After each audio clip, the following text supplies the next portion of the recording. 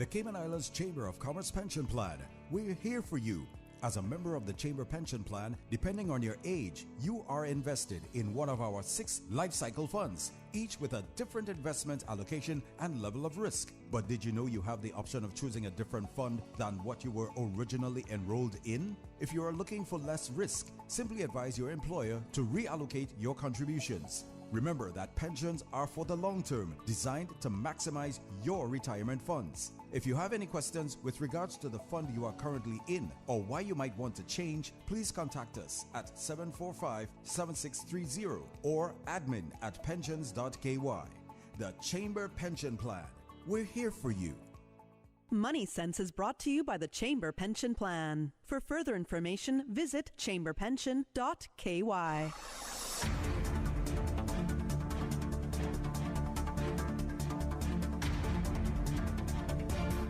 From Radio Cayman Studio, this is Money Sense, bringing an informed financial perspective to the Cayman community.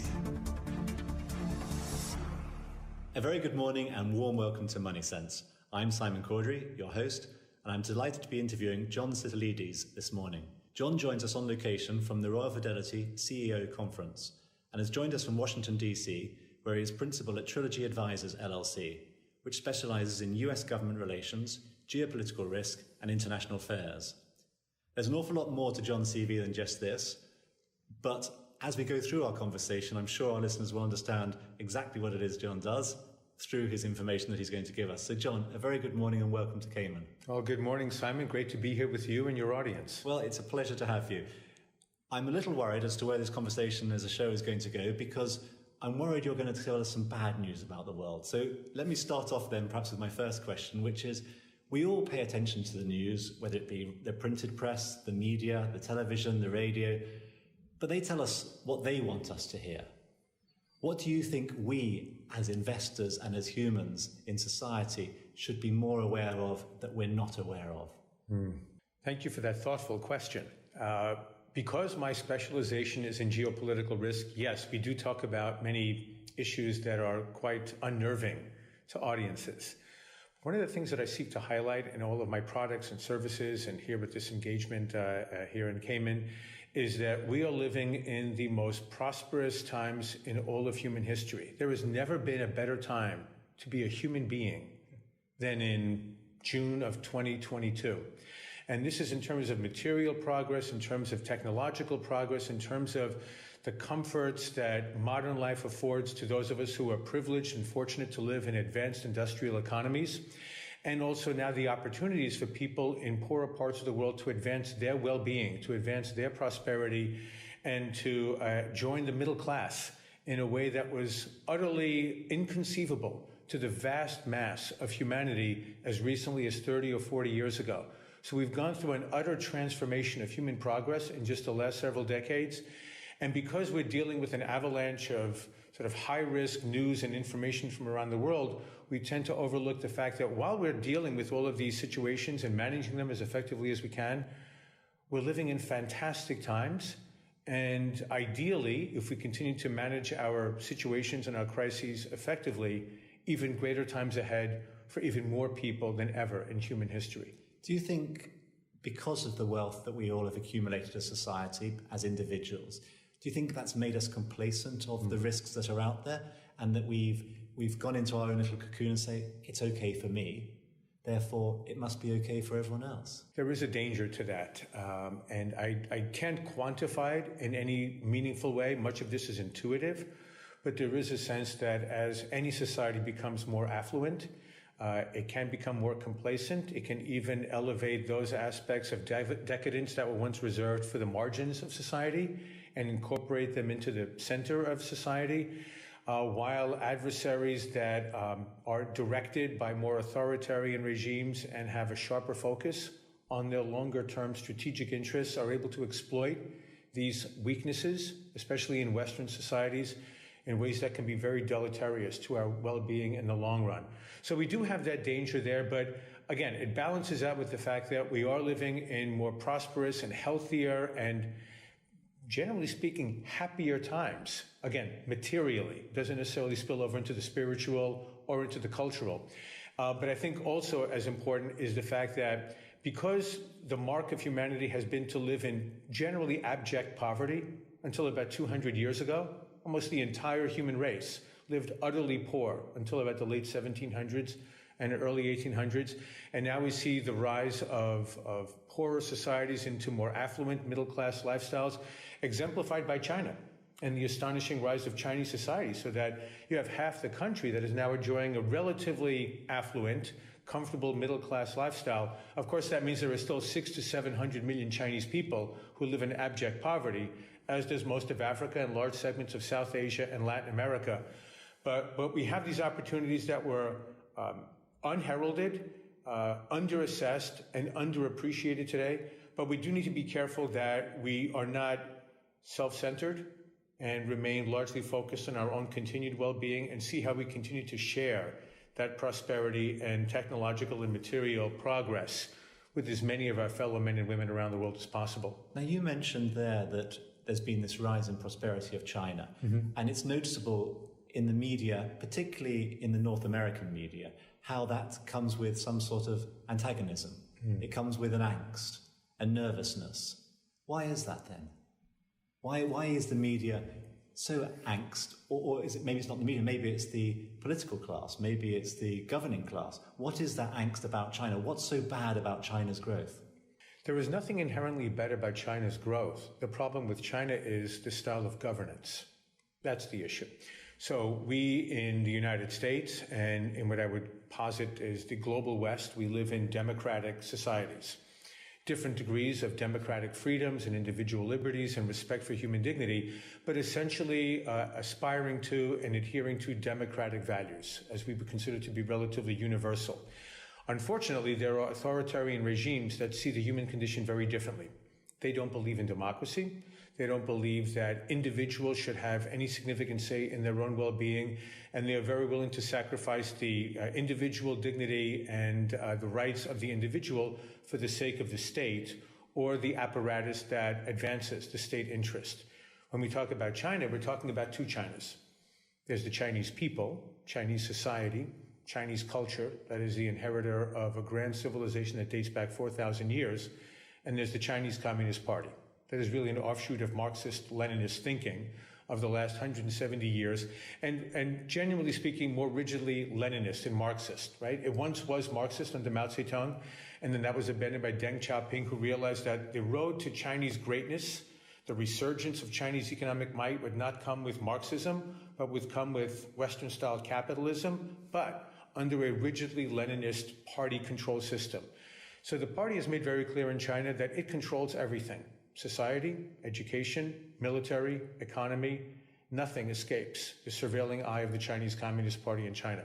And so China's domestic policies are of great concern to us who would like to see the advancement of democratic values worldwide. But the more immediate threat is that the Chinese Communist Party seeks to challenge, supplant, and potentially replace the United States and the global West in setting the standards for human prosperity, human progress, or human advancement in the decades and potentially centuries to come.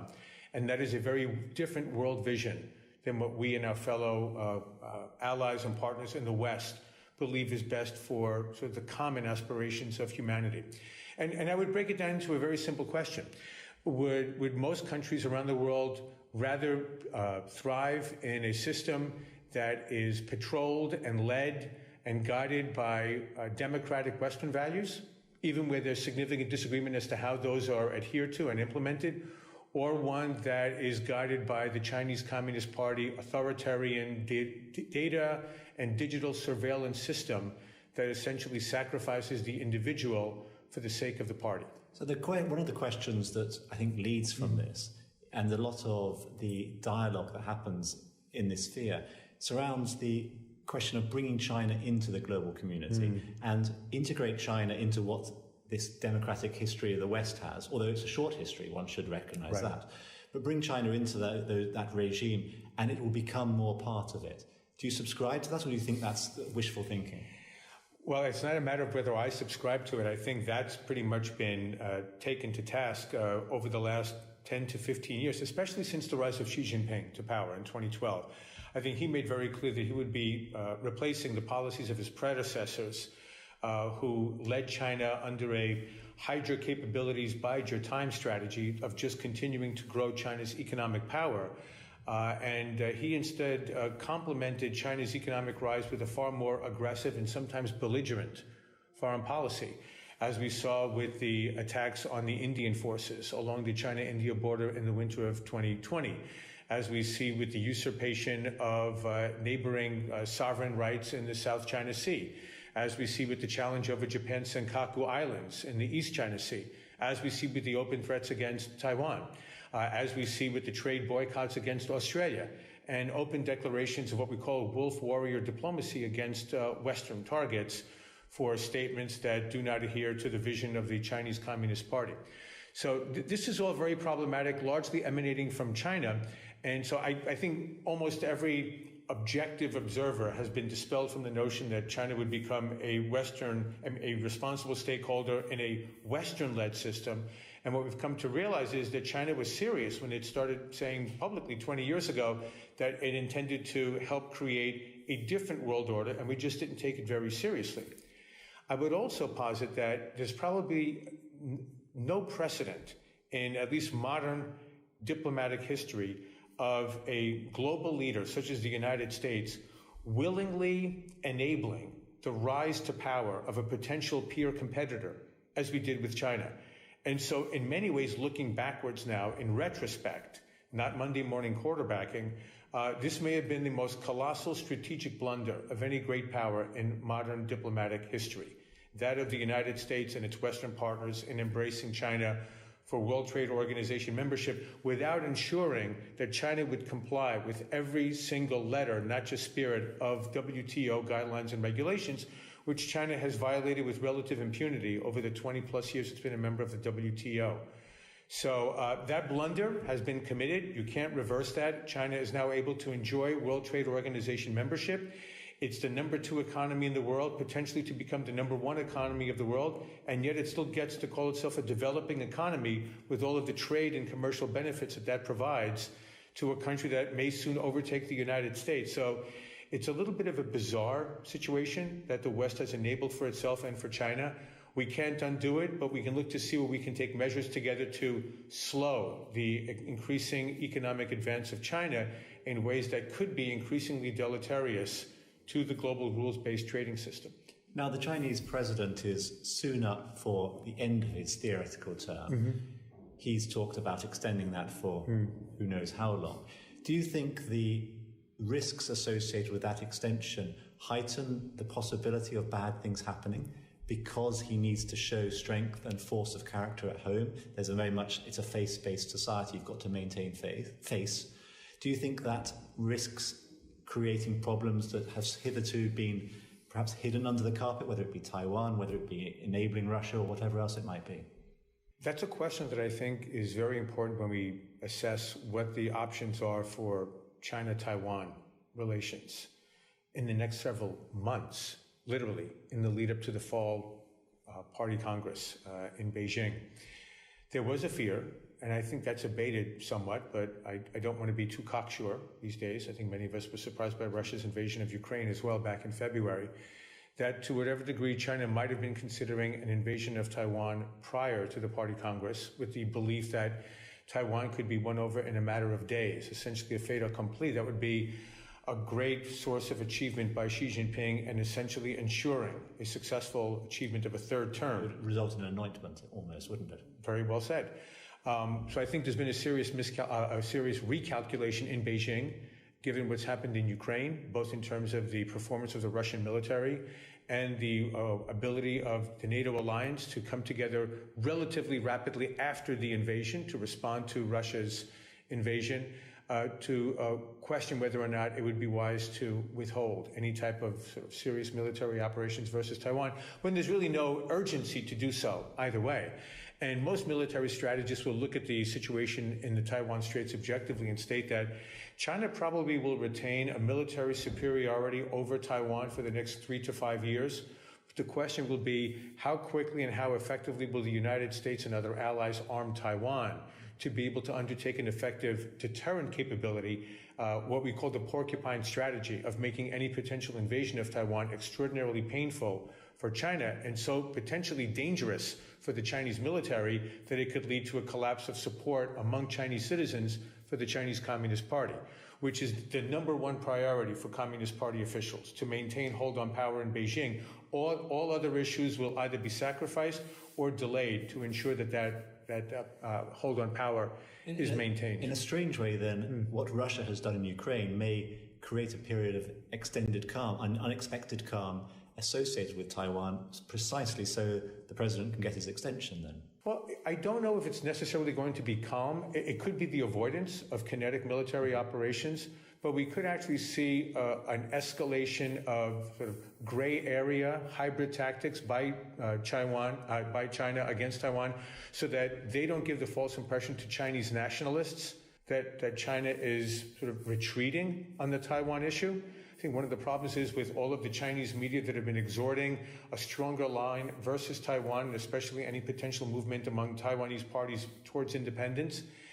They don't necessarily have to invade or undertake any significant threshold military operation, but I think you will continue to see very strong statements denouncing the United States and other countries for any freedom of navigation operations in the Taiwan Straits or seemingly in support of Taiwan. You'll probably see larger numbers of sorties by Chinese fighter jets in Taiwan's air defense identification zone, which are not technically violations of Taiwan's sovereignty, but involve diplomatic démarches and the like that simply increase tensions so that you can keep tensions high in the region without triggering any type of a military response by Taiwan or any country that might be committed to its defense. So you think they'll probably ramp up the muscularity of their actions without going too crazy? They could, but I don't engage in predictions, so I try to avoid that area. But I don't think we want to dismiss that possibility that we could see a ratcheting up of tensions in Taiwan, again, without provoking a military response. Look, we need to take a quick break. We need to pay for some of our bills here with our sponsors. But we'll continue our conversation with John straight after the break in 1 minute's time. The Cayman Islands Chamber of Commerce Pension Plan. We're here for you. The current pension holiday is set to expire this June 30th. Employers and employees will be required to recommence the legally specified pension contributions effective with July earnings. If you have any questions or concerns, please visit our website at chamberpension.ky or contact us at admin@pensions.ky. The Chamber Pension Plan, representing large and small employers in all sectors of Cayman's economy. Money Sense, the only personal finance radio show in the Cayman Islands, hosted by Simon Cawdery from the CFA Society Cayman Islands. This is Money Sense. Welcome back to Money Sense and our conversation on geopolitics and global risks with John Sitilides. Before the break, John, we were discussing China and its rise to power is not the right word, but its rise to importance in the world. And it got me thinking about the question with respect to Western politics and where we are today in the West. There seems to be this perception in the West that our system isn't working so well now from a political perspective. Is our politics fundamentally broken, or is it just a time that we're living in? In other words, there is a viewpoint, people look at China with envy in some respect. They get things done. What do you make of that argument?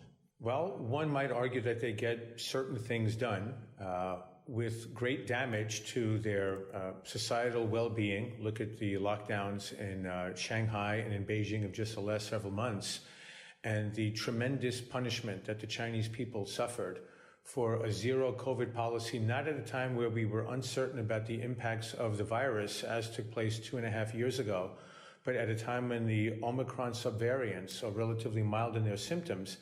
And yet it seems that Xi Jinping and the Chinese Communist Party are unwilling to bend in any way, to rethink their policies and perhaps concede that there might have been some error in maintaining zero COVID for 2+ years, now potentially to extend for another year into 2023. And so that unbending aspect of authoritarian rule, I think, is something that we need to be very mindful of, whereas democracies, yes, they're very sloppy, they're very messy, but they're responsive to the will of the people, generally speaking, over time.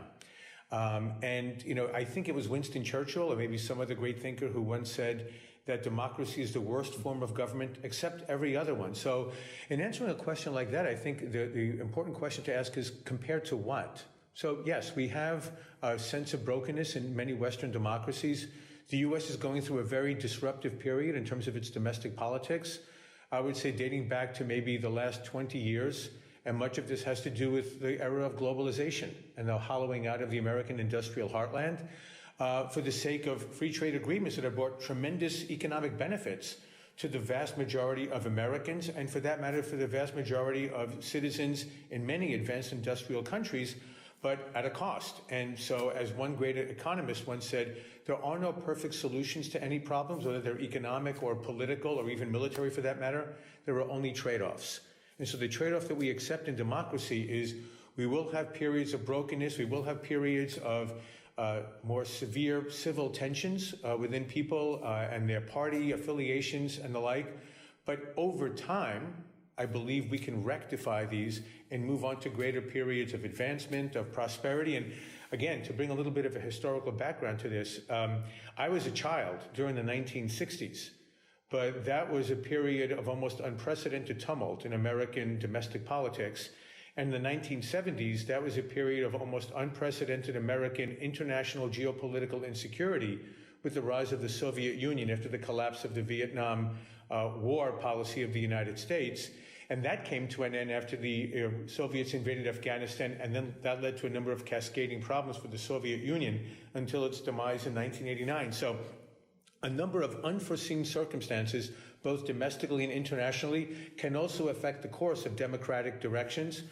But ultimately, I think that the human condition thrives and flourishes where it is freest, where governments respect the natural rights of men and women, and governments don't dictate to us what our rights are and aren't. And that's why I think, and I pray and I hope, that the ultimate arc of human history is one that leads towards greater democracy, greater liberalization, greater liberty for individuals than an authoritarian, surveillance-driven system, as we're seeing right now, challenging the current order.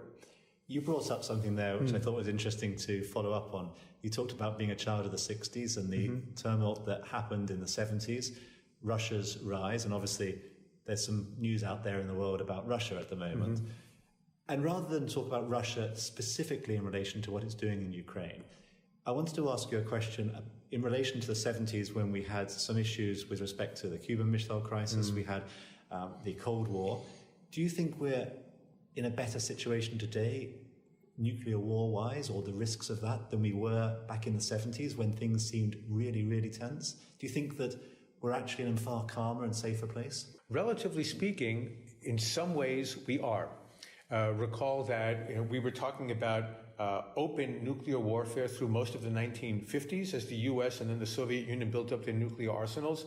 The Cuban Missile Crisis actually brought us to the brink of a nuclear exchange over a Soviet nuclear presence in the Caribbean Sea, 90 miles from Florida. The 1970s saw the Yom Kippur War. And then we had the OPEC energy crisis that was foisted on the advanced industrial world. And in the 1980s, we saw severe nuclear weapons disagreements and tensions between the Soviet Union and the United States playing out on the European continent. So we need to remember that we've been through far more serious crises than anything that we're dealing with specifically at this time in just the last 50 years.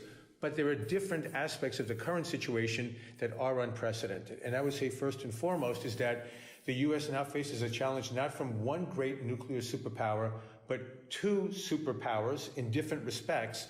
One that's both a nuclear and commodity superpower, and that's Russia, and one that is a manufacturing and increasingly military superpower, and that is China, and that in some ways they may be aligned together against the United States. So we've never faced this scale and this broad a potential threat to American and Western international order and systems as we may be facing in the years to come. Perhaps with adversaries so well funded is another aspect. China is so well funded in terms of its ingrained wealth now as well. It's a very important point that you raised, Simon, because the Soviet Union was a relatively poor country. Like Russia today, it largely sold natural resources to world markets for hard currency. It had no domestic production economy of its own. Nobody bought anything that was manufactured or produced in Russia except for weapons. And that was the history of the Soviet economy. Whereas China right now, we're so deeply integrated here in the United States, Latin America, Europe, Africa. China has very skillfully integrated itself deeply into the entire global economic system, while at the same time pursuing a governance system and potentially a diplomatic way of interaction with neighboring countries and countries around the world that can be very, very deleterious to this fragile order that we've known for the last several decades. You mentioned the diplomacy, and it sparks a question in my mind, which is, why do we remain today still so scared of Cuba, a neighbor to the north of the Cayman Islands? What's the scare there that the US has? What's the fear that they have? I don't think it's a scare today the way that it was in a very credible manner in the 1960s because of the positioning of theater nuclear weapons right near the American heartland. I think what the issue is now in many ways is sort of I don't want to necessarily call it an ossified policy, but one that we have simply coasted on for the last 6 decades. And a lot of this has to do with demography in the United States, and that 2 of the most important states in the Electoral College on a quarterly basis in the United States every 4 years involves the electoral votes of a very prominent and influential Cuban American community in Florida and in New Jersey. That play a major outsized role in presidential politics. But I think also there's a very serious debate both within the Democratic and Republican parties as to how to encourage change in an authoritarian system that will actually benefit the citizens of that country, not simply enrich the masters, the authoritarian masters. And where there was a more open debate about Cuba, especially in the 1990s and the early noughts about Cuba, I think what we're seeing now with China is forcing a number of more open-minded Cuba thinkers to say, well, if we open up Cuba to the American economy and to the international economic system, are we simply enabling the authoritarian masters in Cuba to maintain their grip on power, or are we actually enriching Cuban citizens to be able to enable them to one day achieve a more liberalized consensual government there? And I think it's a problem, especially because it is still in the Gulf of Mexico, which is a strategic location for the United States, as opposed to, say, Vietnam, which also has a communist government, but is becoming one of America's best economic allies in terms of reshoring the global supply chains out of China to other countries that we might consider more reliable partners in the global trading system. Do you think, not just US, but do you think, I'm going to use the word Western for the sake of convenience, do you think Western diplomacy has failed at its mission over the last decade or so when you look at China's investment in many, many countries of Africa, in the Caribbean, of building up its reputation, building up its presence? I think, there are 3 countries, is it now, that support Taiwan at the UN in terms of recognizing it. Do you think we failed as a society in terms of portraying what it is that the West is about? In many ways, we've enabled China through our relative neglect of the global South, especially in Africa and in Latin America. We've enabled China to move in very skillfully and very understandably, and from a Chinese self-interest perspective, perfectly realistic, to move in and to offer significant investment opportunities, infrastructure projects, financing, lending, and diplomatic support in international organizations where the U.S. has maybe taken certain parts of the world relatively for granted, or looked at them largely through a sort of security lens, especially in Africa, I would say, where most of our focus, in especially the Sahel and in sub-Saharan Africa, has been through the lens of tamping down Al-Qaeda, Islamic State, and other radical Islamist terrorist organizations, as opposed to promoting infrastructure, investment, trade, natural resources, commercial activities, and the like. And in Latin America, because it's been a relatively peaceful region, except for the sore points of Cuba, as you mentioned in your prior question, Venezuela, and increasingly, again, Nicaragua. But much of that is also geopolitical in scope, because Russia and China do have outsized roles in Cuban politics. The Cuban government is really the reason why the Venezuelan government remains in power. And we see those 2 countries working in concert with China and with Russia to help prop up a resurgent Sandinista movement in Nicaragua. But if we simply look at the Caribbean and Latin America through a security lens, then we're opening the door to countries such as China, which are able to offer hundreds of millions, if not billions of dollars in vitally needed infrastructure and investment support, when the U.S. and other leading countries in Europe, perhaps countries such as Brazil, working together to advance larger hemispheric progress, should have done so in the past, still are not paying proper attention to this critical part of the world for the United States, the entire Western Hemisphere. And I'm not convinced today that the U.S. is focused as effectively as it should be on what is still one of the most important regions in the world for American well-being. What should it do then? Should it re-engage with the communities, or is its policy just too far broken now? I don't think it's too far broken at all. It must re-engage. And it needs to make very clear that it takes its partners and its allies very seriously. It needs to bring about a system, a framework of incentives for American lending institutions, maybe through laws and regulations, to encourage stronger diplomatic and commercial and cultural ties in Central America, in the Caribbean, in Latin America. I think the caliber of our diplomatic corps, and especially our ambassadors and our military attachés in the region, is going to send a very important signal to the region that we take Latin America far more seriously than we have in the past. And I think also the extent to which we're able to invite a greater cross-cultural exchanges so that the American people themselves also have a deeper appreciation of our neighbors and our partners. This isn't simply something to take place at the highest levels of government and diplomacy and in finance, but it needs to take place in a deeply rooted way among the American people. So I think there are many ways to do this, but the U.S. doesn't do industrial policy very well, and we tend not to have as coherent a strategy for issues that are not sort of dominating our radar screens. And right now, for better or for worse, it is China, it is Russia, it is Iran. It will be energy, it could be food shortages, and we don't tend to look at the hemisphere in a sort of comprehensive and cogent manner, but that may change as China, through no intention of its own, but simply because of the scale and scope of Chinese investment throughout the Caribbean. And as a number of people have informed me over the last 36 hours, the Chinese flags on almost every island throughout the Caribbean Sea.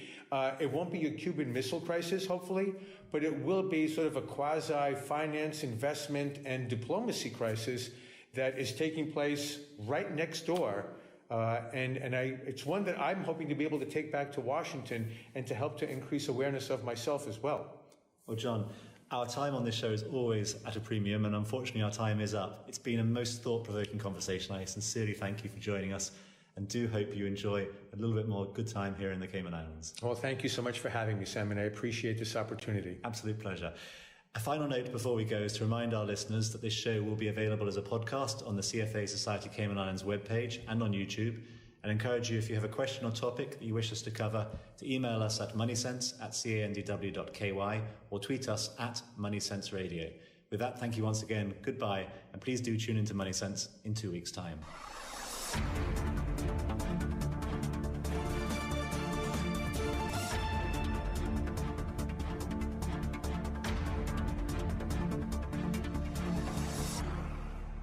The Cayman Islands Chamber of Commerce Pension Plan. We're here for you. As a member of the Chamber Pension Plan, depending on your age, you are invested in one of our 6 life cycle funds, each with a different investment allocation and level of risk. But did you know you have the option of choosing a different fund than what you were originally enrolled in? If you are looking for less risk, simply advise your employer to reallocate your contributions. Remember that pensions are for the long term, designed to maximize your retirement funds. If you have any questions with regards to the fund you are currently in or why you might want to change, please contact us at 745-7630 or admin@pensions.ky. The Chamber Pension Plan. We're here